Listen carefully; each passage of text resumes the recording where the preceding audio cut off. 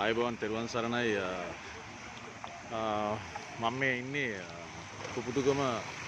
කියන කනානෙන් උස්සට ගියා පාරේ මේ බාන්නක දැන් මේ පාරවල් යට වෙලා තියෙනවා දැන් මේ පාරවල් යට වෙලා තියෙන වෙලාවක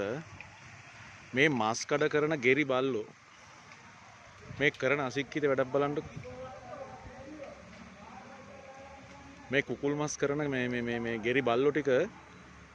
මේ බාන්නක මේ ඔක්කොම මේ මස් ටික විකුණගෙන සල්ලි ටික සාක්කුවේ දාගෙන මේ ඒකේ තියෙන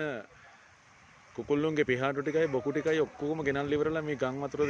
ගල්ලා තියෙන තැන මෙතන බිමට දාලා ගිහිල්ලා මේ ඇවිල්ලා නෑදුරු පිටිය ඒරියා එකට අහුවෙන හරියක් බලන්නකො මේ තරම් මොනතරම් සක්කිලිද ඉන්නේ කියලා මේ මාස් කඩ කරනවා මේ බලන්නකො මෙන්න මේවා තමයි නිවැරදි වෙන්න ඕනේ. මෙන්න මේ වගේ මිනිස්සුන්ට තමයි මේවට මේ නීතිය ක්‍රියාත්මක කරන්න ඕන. ඇත්තටම මේ වගේ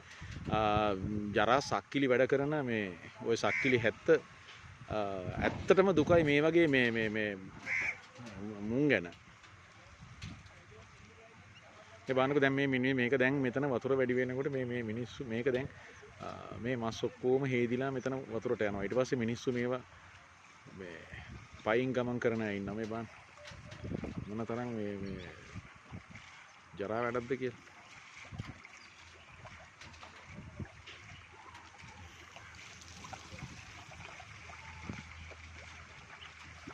මෙන්න මේවට මේවා ඇත්තටම